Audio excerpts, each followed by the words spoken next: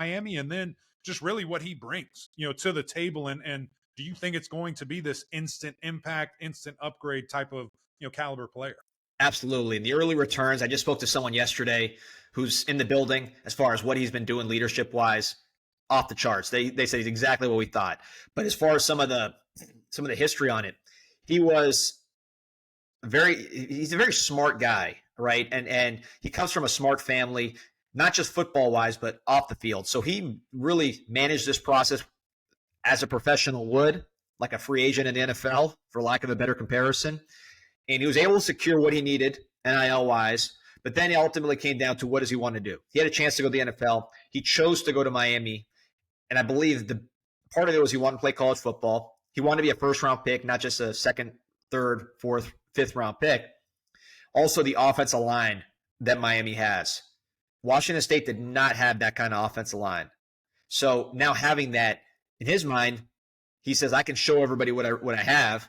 I can show everybody I'm just as good as Caleb Williams, Drake May, whoever, Jaden Daniels, whoever in his mind, because now he did everything he did before without an offensive line. Now he's got one, on top of the great athletes that he's going to play with at the skill positions.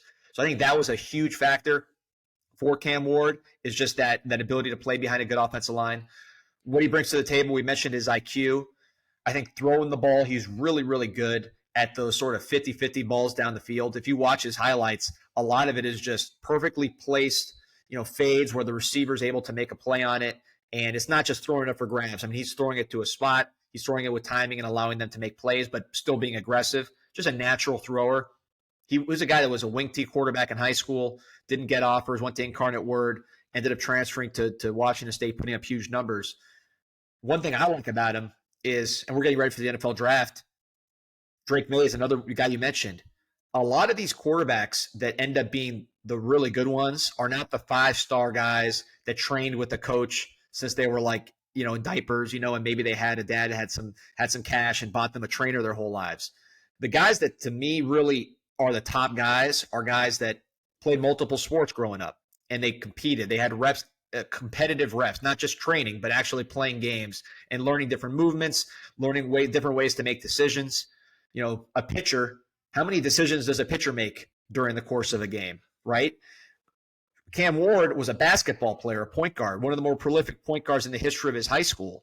So he's making a lot of decisions on the basketball court, like a Drake May, who's a basketball player, a Joe Burrow, Justin Herbert, a lot of these guys that maybe are not the 5 stars coming out of high school. May was, but some of these other guys were not as acclaimed. And then they get to the next level and they really show what they can do.